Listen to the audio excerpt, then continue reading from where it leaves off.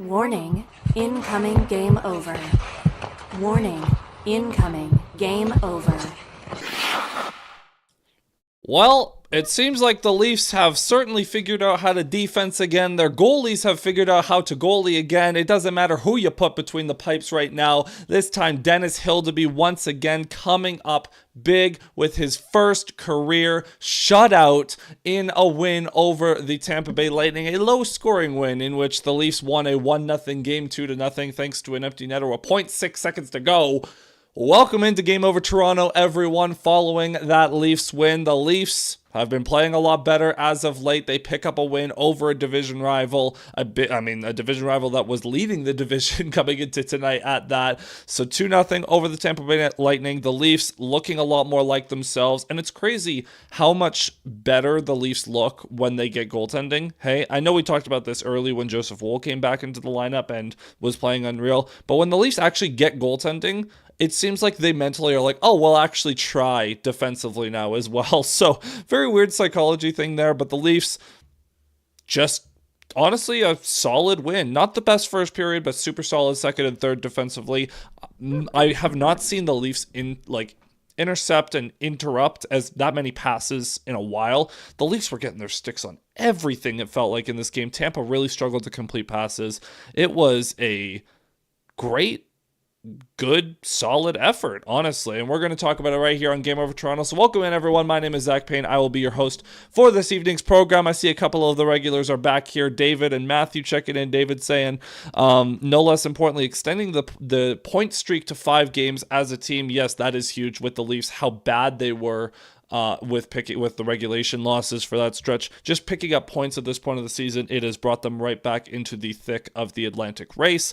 All the Atlantic teams except for Buffalo are within like 4 points of each other right now, so good for the Leafs to stay in contention with everyone and just stay in the mix, because that's honestly the most important thing right now. But like I said, they're playing a lot better as of late. They look a lot more like themselves, and Chris Tanev might be coming back soon, which will really, really help. Matthew checking in saying both goalies played well. Yeah, we do got to talk about that. Good saves from both goalies in this one. Hildeby kind of looks like a combo of Woll and Stolarz in the right position and big enough to stretch out if he's not exactly there, which is so funny because remember how bad Hildeby was last year? Man, Hildeby's development has to be studied, because over the last 12 months, he went from completely unusable to like legitimately good, and not just like good for a third stringer, good, like legit NHL caliber. It's been very, very impressive to watch his development, and he absolutely has the physical tools to be a very good goaltender in the, I was going to say future, in the present, apparently, because he's been that kind of guy. He's been the Leafs' second best goalie this season, which Stolarz, you can take your time, sweet sweet prince.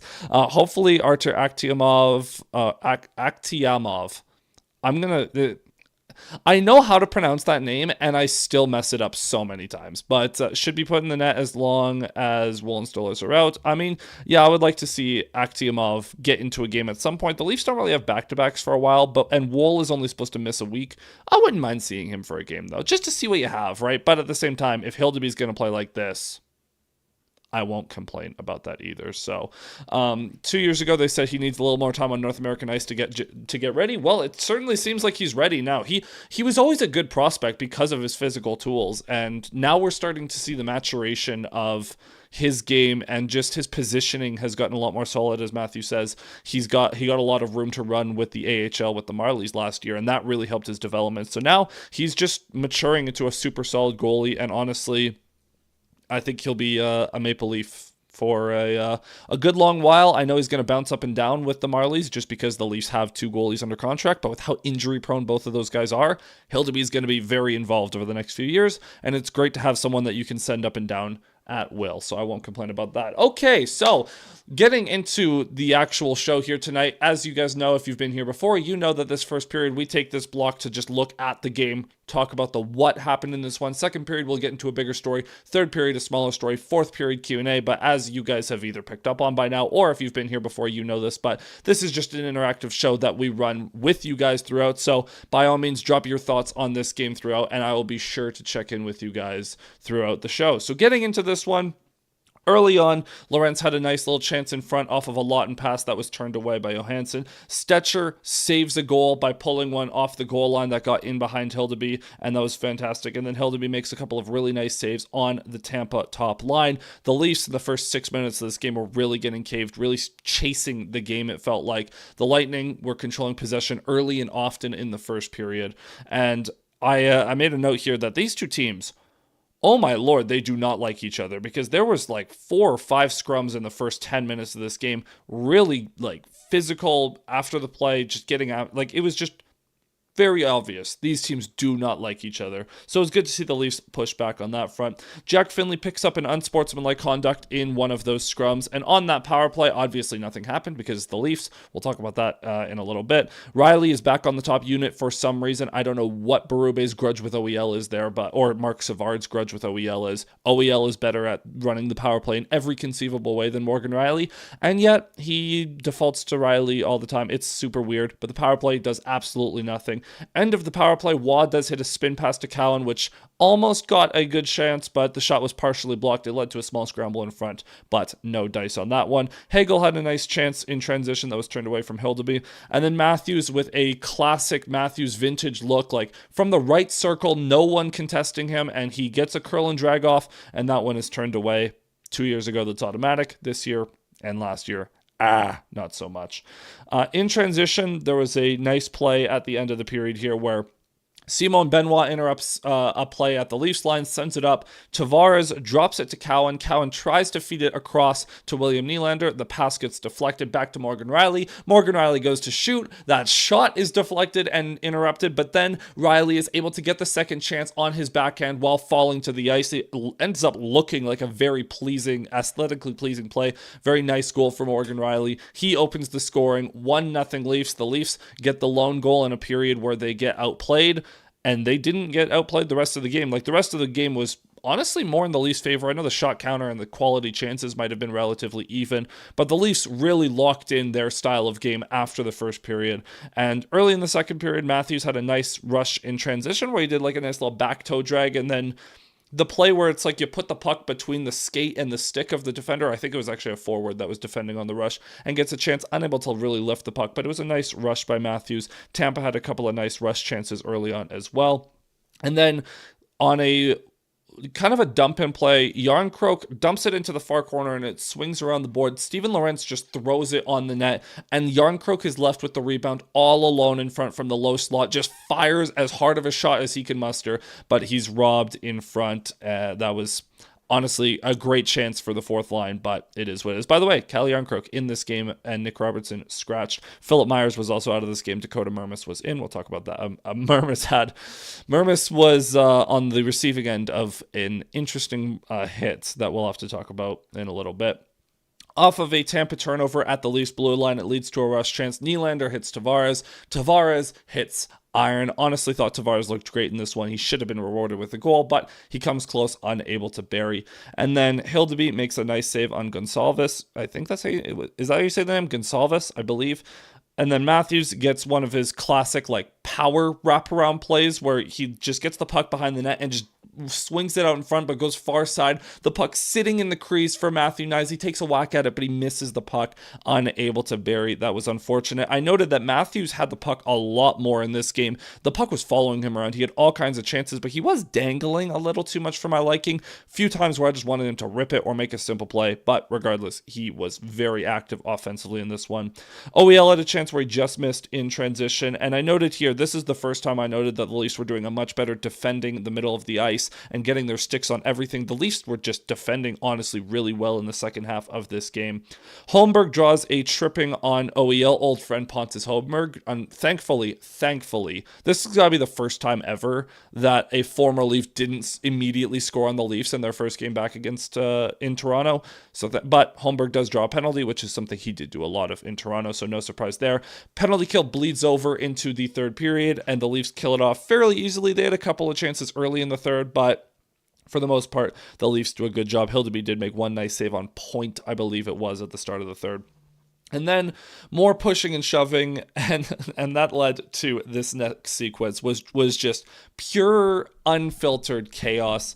So Benoit pushes over a guy, I forget which guy. Like, he makes a nice hit, and then Gonsalves takes a dirty knee-on-knee run at Dakota Murma, sticks out the leg, gets dinged for 5 in a game, and then in the aftermath, there's a scramble, or not a scramble, a like pushing and shoving match. There's, a confrontation, and in that, Dakota Joshua fights, who was it? Crozier, I think is how you say that name.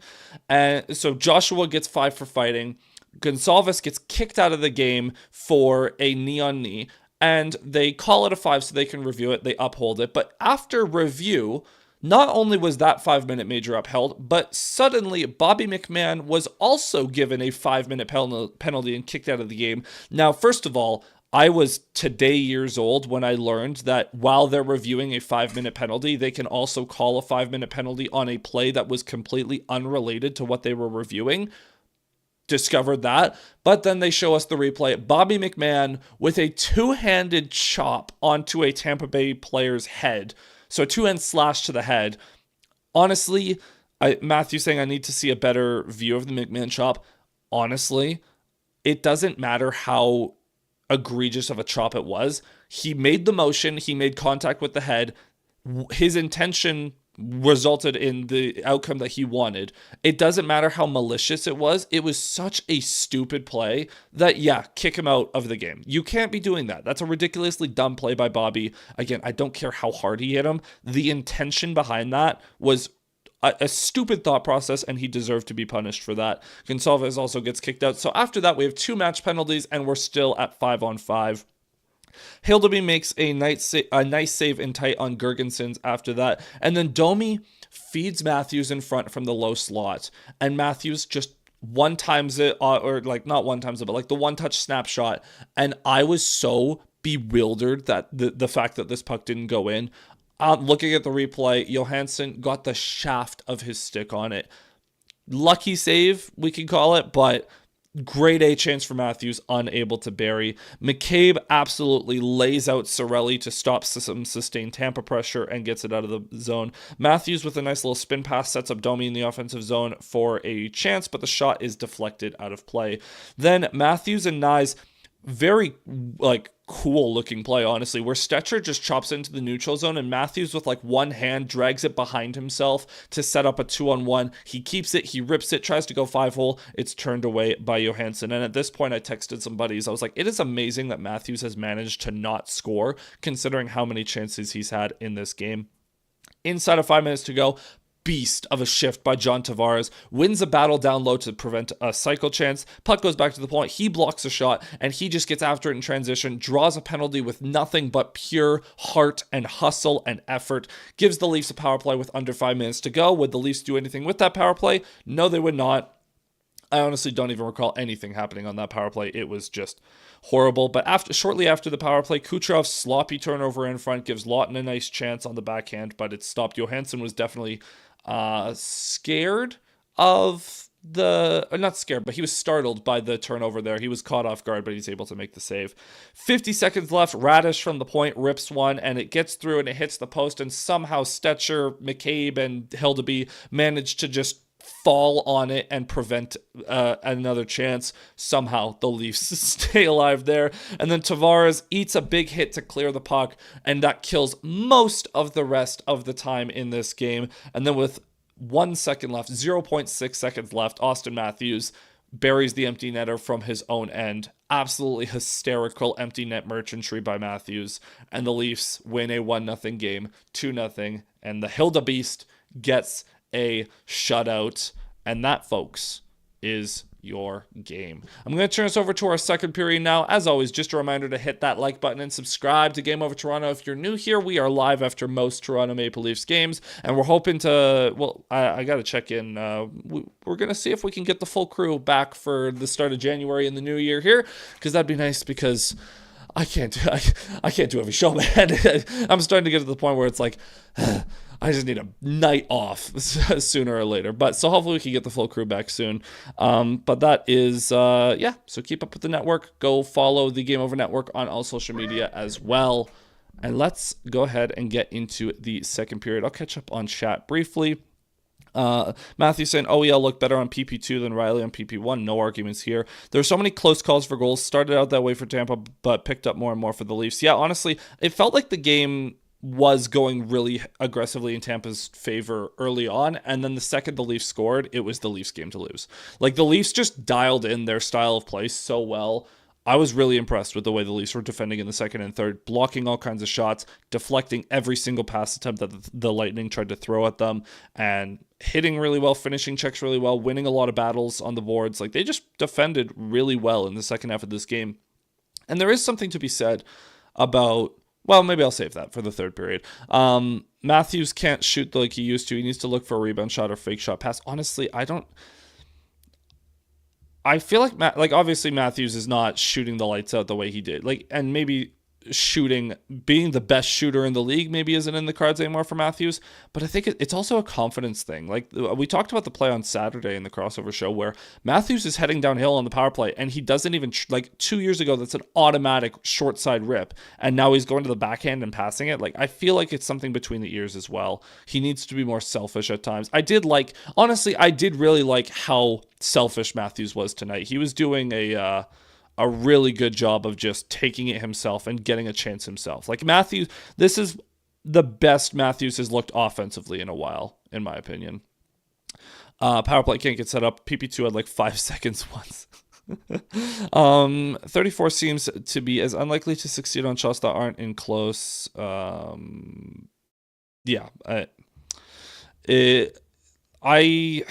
I don't have an explanation for why Matthews is the way that he is now, but step in the right direction still. Step in the right direction. Stetcher and McCabe are the best pair we have. Tanev and Riley, maybe. When Tanev's back, yeah, honestly. Give Riley a babysitter. Although Riley and OEL has been a very good pair as well. Like, surprisingly good pair. So they might just go back to McCabe, Tanev, and then let Stetcher babysit Benoit? That might work, actually. Maybe you do Benoit, Stetcher. But Stetcher and McCabe have been fantastic.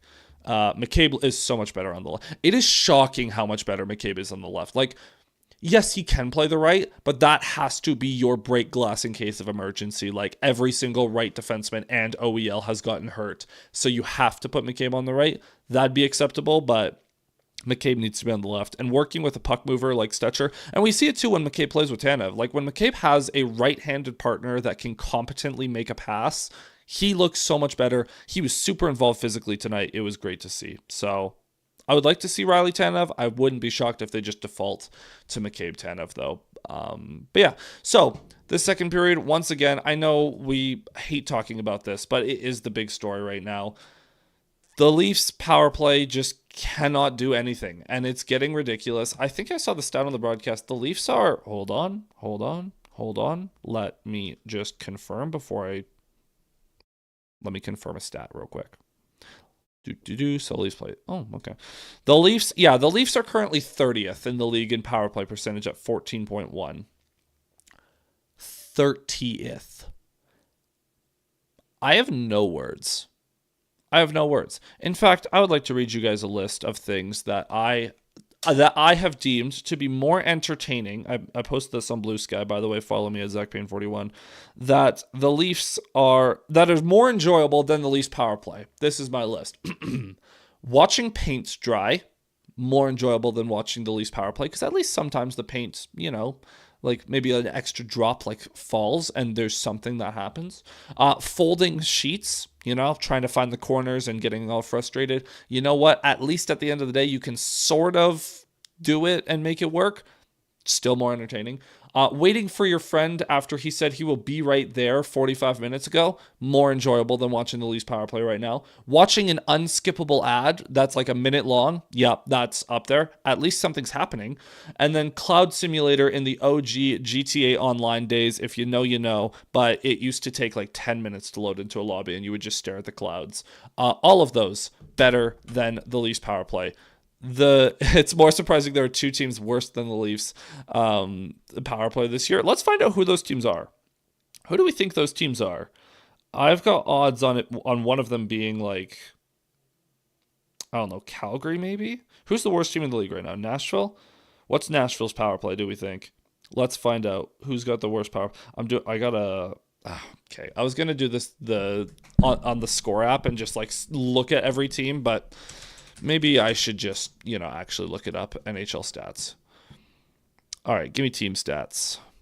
Power play percentage. The two teams worse are the Calgary Flames. The Flames are dead last with a 13.7% power play, and the LA Kings are 31st with 13.8. The Leafs are getting dangerously close to them, though.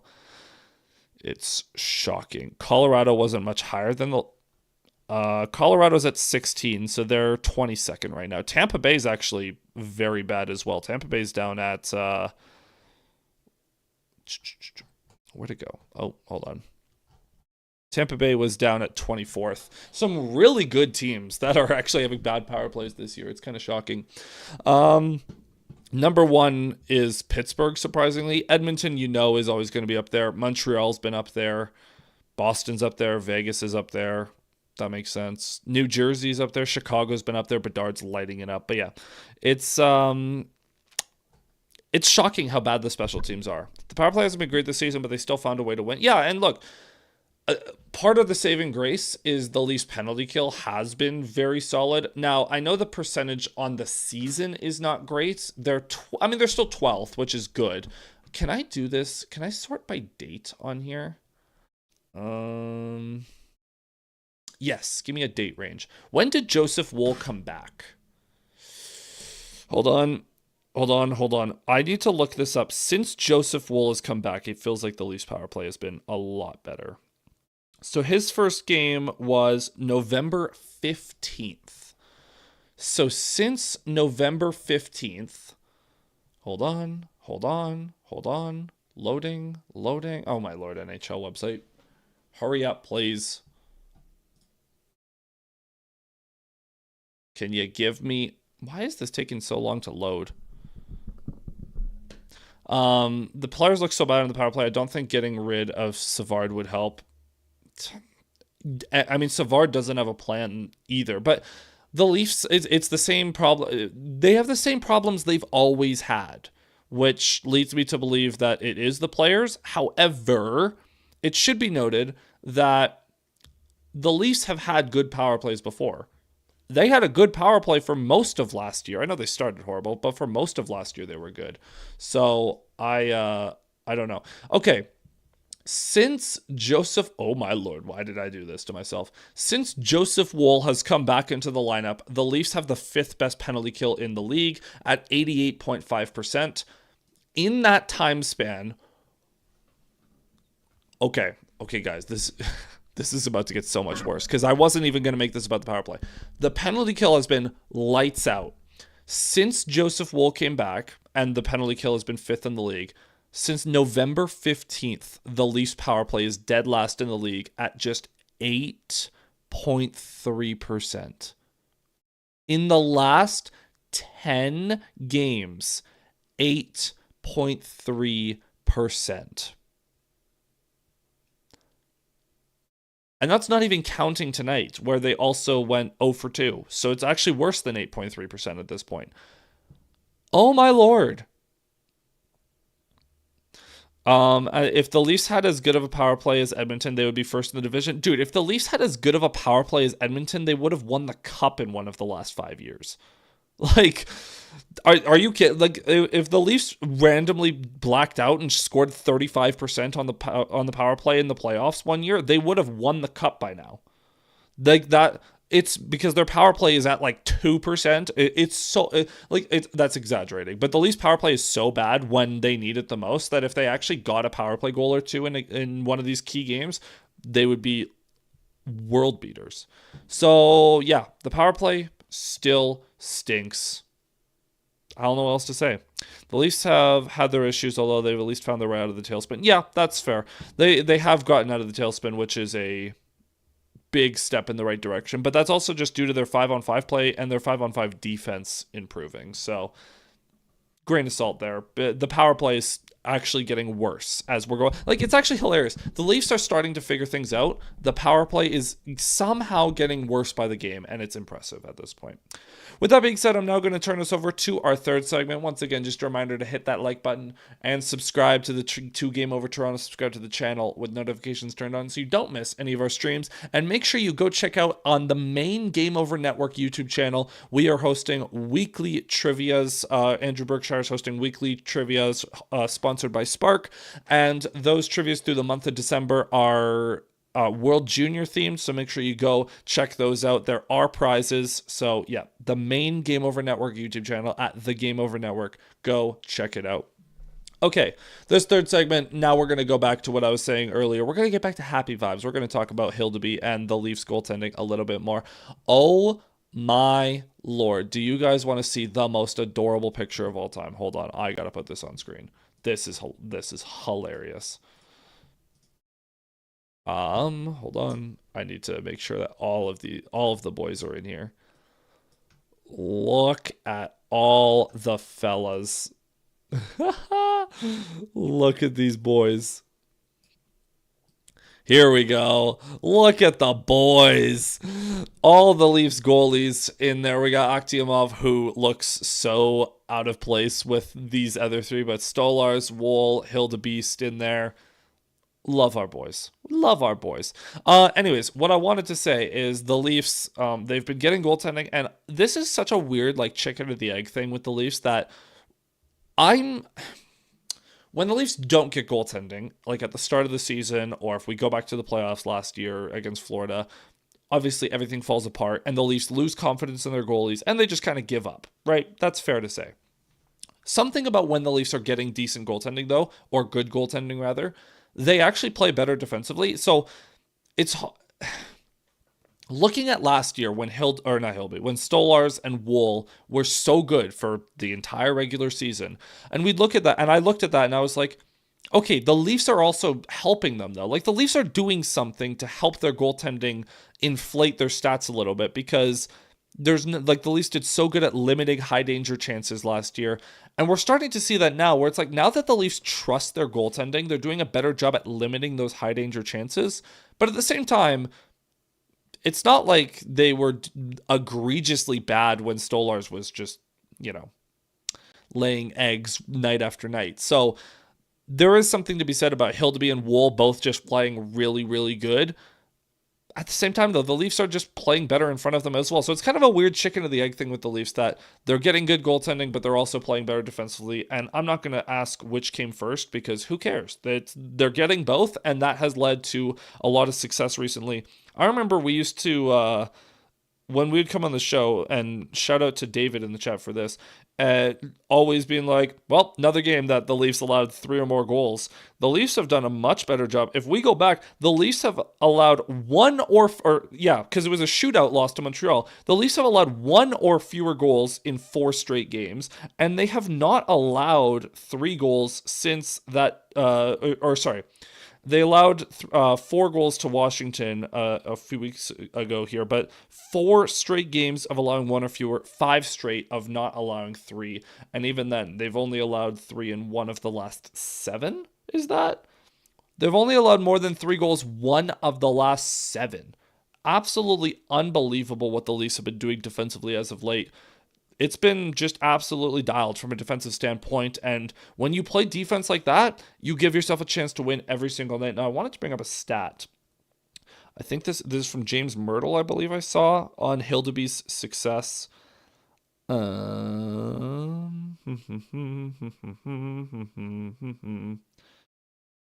This is from James Myrtle on Twitter. Dennis Hildeby is up to a .936 save percentage and leads all goalies in goals saved above expected per 60 this season. Incredible start to the year for a 24-year-old rookie. 24. Now, I know you're like, 24-year-old rookie. He played last year, didn't play the full allotment of games. And also, that's old for a rookie, but that's actually really young for a goalie, because goalies have a bit of a different development curve. So absolutely spectacular. Also want to bring up Dennis Hildeby says he's going to give the shutout puck to his dad. He collects them all at home. That's so precious, man. That is so precious. Yeah. And from Kevin Papetti, since 2000, 7 of the Leafs' fourth-round picks have played in the NHL. James Reimer, Corbinian Holzer, Matt Fratton, Peter Granberg, Adam Brooks, Mac Hollowell, Nick Abruzzese, and Hildeby has their chance to be their best fourth-rounder in quite some time. Hildeby is just, again, I think he'll be here for a long time. He's only 24, 6'7". The old Babcock, he's 6'7" every time he steps on the ice. He's been a mammoth in net, and he's not even from Utah. The 2 American goalies who are pros and the 2 non-North American goalies look confused and scared. I mean, yeah, Hildeby and Akhtiamov in that photo look like they've never seen a camera in their lives, eh? It's hilarious. Once we got rid of the shooter Tudor Primo and broken back Stoli, Wool and Hildeby have brought our goals against average up sharply. Yep. And actually, you know what? Oh, I closed that tab. I hate myself. Okay, hold on. I'm going to bring this back up. I'm going to bring those stats back up because I want to see in this date range. Can I see? Well, I can see the goals against per game. That'll have to do. In the last 10 games, the Leafs are 8th in the league, averaging 2.3 goals against per game. Although, actually, this might be a natural stat trick thing. So we want to go from since Wool got back. Let me pull this up. Because I want to look at 5-on-5. Because it feels like at 5-on-5, the Leafs have done a lot better. So from November 15th through December 8th, let's just do counts. Yeah, that's fine. And then the Leafs 5-on-5 save percentage has been 4th best in the league since Joseph Wool got back from injury. At 5-on-5, the Leafs are getting 940 goaltending. What are they getting shorthanded? That's also important. So again, in the last 10 games since Joseph Wool came back, the Leafs are now also getting 940 save percentage on the penalty kill. So what more do you want? What more do you want? The Leafs are getting all the goaltending in the world shorthanded and 5-on-5 now. So the save percentages have been through the roof. Obviously, you know, a couple shorthanded goals against skew that a little bit. But Wool, I mean, Hildeby's up to a 936. Joseph Wool's save percentage can't be far behind him. Joseph Wool. Yeah, Joseph Wool is a 928. Like, these guys are playing out of their minds right now. So it's giving the Leafs a chance to win every night. And the Leafs are predicated on getting good goaltending. We saw that last year, that they were built to be like a pretty good on offense, pretty good defensively, and have good goaltending to help out. So credit the Leafs. Now that they're getting that, they're taking care of business, and it's been great to see. With that being said, I'm going to turn this over to our 4th and final segment. This is the part of the show where we invite your questions. Of course, I've been talking to you guys throughout, but if you have any specific questions, this would be the time to ask them as we wind down the show here. I know it's a bit of a shorter show, but not every show could be an hour and a half like the long ones that we had on Saturday. So if you have any questions, this is the time. I'm going to quickly go through some of the quotes. Berube, solid game. Goalie was good. Overall, I think we did a good job. Our checking game was good tonight. It wasn't a high event game, but I'm okay with that. Yeah, me too. Says Mermis will be evaluated tomorrow to determine the extent of the damage from a knee on knee. Man. Berube on the match call on McMahon. That's a tough one. It really is. I have to look at it more closely. Our view on the bench, I couldn't really see it too well, but I had a tough time with that, to be honest with you. Well, yeah, it took away a 5-minute power play. Of course you had a tough time with that. This from Anthony Petrielli, kind of echoing what I was saying, but the first period was a bit dicey, but Hildeby was unreal, and from there it turned into a really nice win for the Leafs. Second period was good. They defended well in the third. Benoit played probably his best game of the season. McCabe, Stitcher were excellent. Line 1 created, bottom 6 grinded. Yep. I will say this is something that a comment brought up on Twitter, but William Nylander has been a cardio merchant as of late.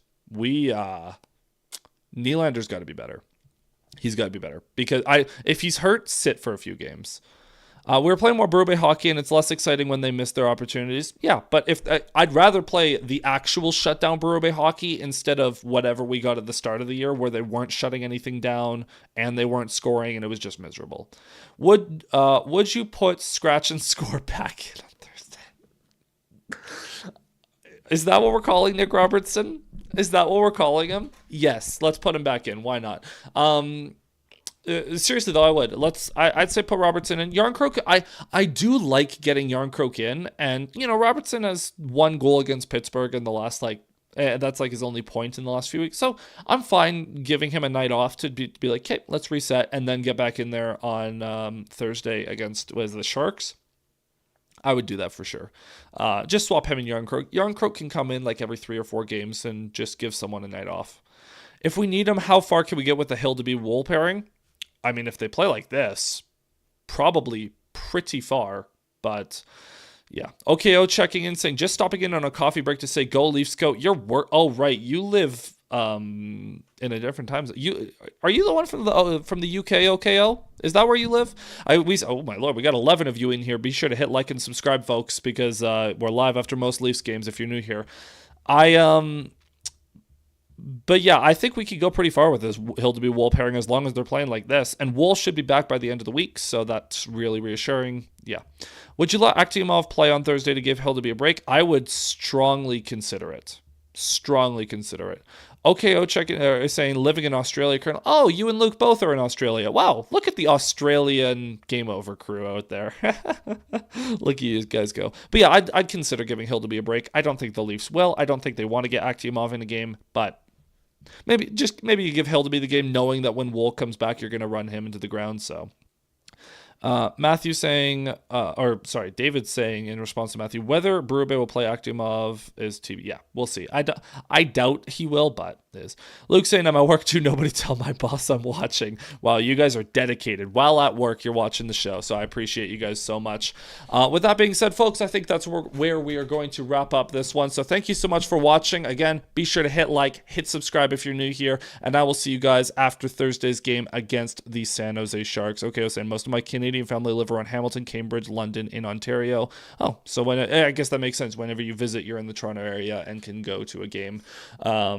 But yeah, so thank you, everyone. Yeah, I'll see you guys on Thursday. Go Leafs, go. It's been a good stretch as of late. Let's keep it going. So see you next time. Cheers.